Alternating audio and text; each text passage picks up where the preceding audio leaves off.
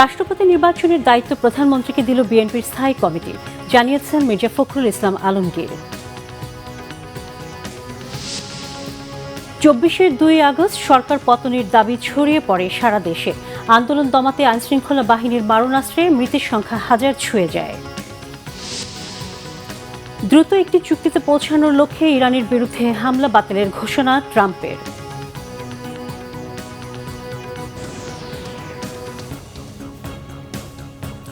দেখছিলেন সংবাদ শিরোনাম, এইবার বিস্তারিত। বিএনপি মহাসচিব ও স্থানীয় সরকার মন্ত্রী মির্জা ফখরুল ইসলাম আলমগীর বলেছেন, রাষ্ট্রপতি নির্বাচনের বিষয়ে প্রধানমন্ত্রী ও বিএনপি চেয়ারম্যান তারেক রহমানকে দায়িত্ব দিয়েছেন স্থায়ী কমিটির সদস্যরা। গতকাল রাতে গুলশানে বিএনপি চেয়ারম্যানের কার্যালয়ে স্থায়ী কমিটির বৈঠক হয়। দলের চেয়ারম্যান ও প্রধানমন্ত্রী তারেক রহমানের সভাপতিত্বে বৈঠকে দলের স্থায়ী কমিটির সদস্যরা উপস্থিত ছিলেন। ডক্টর মঈন খান ভার্চুয়ালি যোগ দেন। বৈঠক শেষে দলের মহাসচিব মির্জা ফখরুল ইসলাম আলমগীর সাংবাদিকদের জানান, দেশের সামগ্রিক বিষয় ও রাজনৈতিক পরিস্থিতি নিয়ে আলোচনা হয়েছে। স্থানীয় সরকার নির্বাচন নিয়েও আলোচনা হয়েছে। তিনি বলেন, ২ ঘণ্টা ধরে চলা বৈঠক ফলপ্রসূ হয়েছে। রাষ্ট্রপতি নির্বাচন নিয়ে বৈঠকে আলোচনা হয়েছে জানিয়ে মহাসচিব ও স্থানীয় সরকার মন্ত্রী জানান, এ বিষয়ে প্রধানমন্ত্রী ও দলের চেয়ারম্যান সিদ্ধান্ত নেবেন। আমাদের দলের পক্ষ থেকে আমাদের রাষ্ট্রপতি নির্বাচনের প্রার্থী নির্বাচন, কবে নির্বাচন হবে, সব দায়িত্ব আমাদের দলের চেয়ারম্যান এবং মাননীয় প্রধানমন্ত্রী জনাব তারেক রহমানের উপরে ন্যস্ত করা হয়েছে। ২৪ আগস্ট কেন্দ্রীয় শহীদ মিনারে শিক্ষক ও নাগরিক সমাজের দ্রোহযাত্রা কর্মসূচির দিন ছাত্র জনতার আন্দোলন দমাতে আইনশৃঙ্খলা বাহিনীর মারণাস্ত্রে মৃতের সংখ্যা বেড়ে হাজার ছুঁয়ে যায়। ক্ষোভে রাজপথে নামে জনতার ঢল। দিনটিতে জুমার নামাজের পর হয় প্রার্থনা ও ছাত্র জনতার গণমিছিল। লাশের দীর্ঘ সারি আর মানুষের বিলাপ যেন সেদিন সহ্য করতে পারেনি প্রকৃতিও। আকাশ থেকেও নামে বৃষ্টির কান্না, যা অনিবার্য করে তোলে শেখ হাসিনার পতনকে। ঘটনাবহুল ২ আগস্টের আরও তথ্য মুহিবুল্লাহ মুহিবের রিপোর্টে। চারদিকে লাশ, পুলিশের গুলিতে তখন শিশু মৃত্যুর সংখ্যা অর্ধশত ছাড়িয়েছে।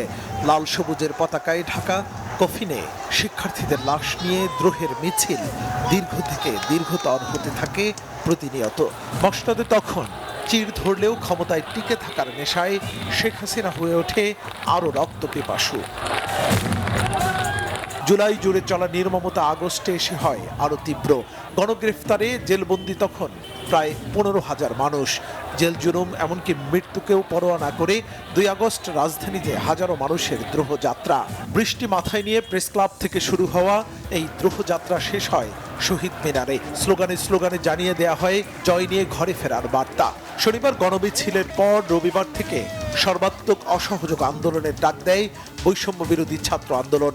সরকারকে দেয়া হয় ৪৮ ঘন্টার আলটিমেটাম।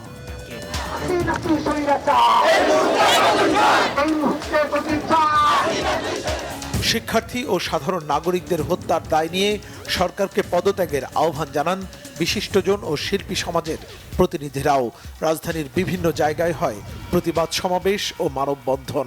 এর বিরুদ্ধে হামলা জারি রাখে আওয়ামী লীগের পেটোয়া ও আইনশৃঙ্খলা বাহিনী। রাজধানী সহ দেশের বিভিন্ন জায়গায় তাদের হাতে ছড়ে অনেক রক্ত। দমন নিপীড়ন বন্ধ করে ও সহিংসতায় হতাহতের ঘটনায় জাতির কাছে ক্ষমা চেয়ে সরকারকে অবিলম্বে পদত্যাগের আহ্বান জানান বিএনপির মহাসচিব মির্জা ফখরুল ইসলাম আলমগীর। জবাবে প্রতিটি হত্যাকাণ্ডের তদন্তের কথা জানান ওবায়দুল কাদের।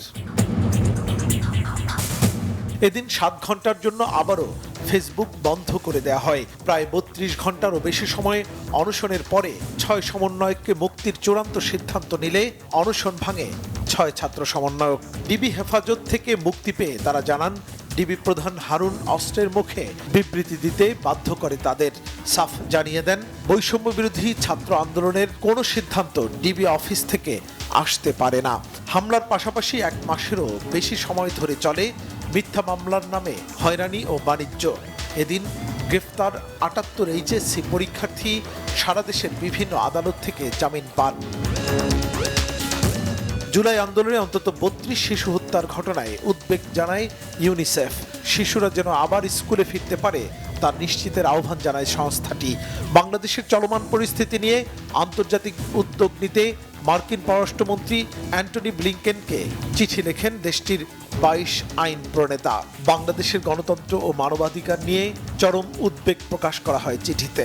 সামাজিক মাধ্যমে অপপ্রচার বন্ধে ব্যর্থতা ও ইন্টারনেট সেবা ব্যাহতের দায়ভার নিয়ে এদিন প্রকাশ্যে ক্ষমা চান জুনায়েদ আহমেদ পলক। আমাদের যদি কোনো ভুল হয়, অপরাধ হয়, তাহলে সেই ভুলের শাস্তি বা সংশোধনের সুযোগ আপনারা আমাদেরকে দিবেন, কিন্তু মাননীয় প্রধানমন্ত্রী জননেত্রী শেখ হাসিনাকে দয়া করে আপনারা ভুল বুঝবেন না। ছাত্র তরুণের রক্তের উপর দাঁড়িয়ে তখন নতুন সূর্যোদয়ের অপেক্ষায় পুরো বাংলাদেশ। মুহিবুল্লাহ মুহিব, বাংলা ভিশন, ঢাকা। এবারে আন্তর্জাতিক প্রসঙ্গ। দ্রুত একটি চুক্তিতে পৌঁছানোর শর্তে ইরানে পরিকল্পিত হামলা বাতিল করেছেন মার্কিন প্রেসিডেন্ট ডোনাল্ড ট্রাম্প। স্থানীয় সময় শনিবার রাতে সামাজিক মাধ্যম ট্রুথ সোশ্যালে এক পোস্টে ইরান ইস্যুতে নতুন সিদ্ধান্তের কথা জানান তিনি। তবে এ বিষয়ে এখনও কোনো মন্তব্য করেনি তেহরান। ট্রুথ সোশ্যালের পোস্টে ট্রাম্প দাবি করেন, হরমুজ প্রণালী খুলে দেওয়া সহ চুক্তির বেশ কিছু শর্তে রাজি হওয়ায় ইরান ও মধ্যপ্রাচ্যের অন্যান্য দেশের অনুরোধে হামলা বাতিলের সিদ্ধান্ত নিয়েছেন তিনি। এর আগে তুরস্ক, পাকিস্তান ও সৌদি আরবের পররাষ্ট্রমন্ত্রীদের সঙ্গে ফোনালাপে ইরানের পররাষ্ট্রমন্ত্রী আব্বাস আরাকচি হুঁশিয়ার করেছিলেন, যুক্তরাষ্ট্র ও ইসরায়েলের যে কোনো আগ্রাসনের উচিত জবাব দেওয়ার প্রস্তুতি সম্পন্ন করেছে তেহরান। হামলা হতে পারে মধ্যপ্রাচ্যে থাকা মার্কিন ও ইসরায়েলি স্থাপনায়। আরাকচির সতর্ক বার্তার পরেই ইরানে হামলা বাতিল করল যুক্তরাষ্ট্র। যদিও দ্রুত চুক্তিতে পৌঁছানোর বিষয়ে প্রেসিডেন্ট ট্রাম্পের দাবিতে কোনো প্রতিক্রিয়া জানায়নি ইরান। খেলার খবর। ফুটবল। প্রাক মৌসুম প্রস্তুতি ম্যাচগুলোতে ফুলহ্যামের হয়ে নিয়মিত খেলছেন ফারহান আলী ওয়াহিদ।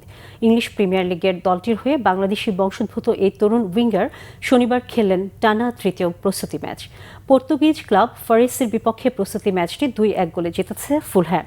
দ্বিতীয়ার্ধের 84 মিনিটে স্মিথ রোয়ের বদলি হিসেবে ফারহানকে মাঠে নামান কোচ আলভারো আরবেলোয়া। এ নিয়ে প্রাক মৌসুম প্রস্তুতিতে ফুলহ্যামের 3টি ম্যাচই খেললেন ফারহান।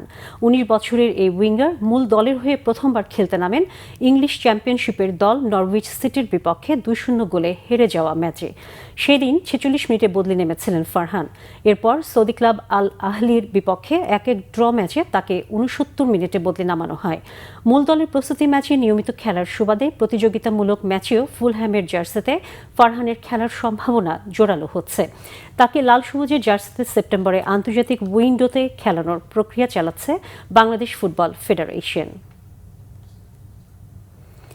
দর্শক, এই ছিল এখনকার মতো। পরের সংবাদ সকাল 11টায়। এছাড়া বাংলা ভিশন সংবাদ ও সংবাদ সংশ্লিষ্ট অনুষ্ঠান দেখতে ভিজিট করুন www.bpnews24.com ও facebook.com/banglavisionnews এবং সাবস্ক্রাইব করুন youtube.com/banglavisionnews। এত সাথে থাকার জন্য ধন্যবাদ সবাইকে।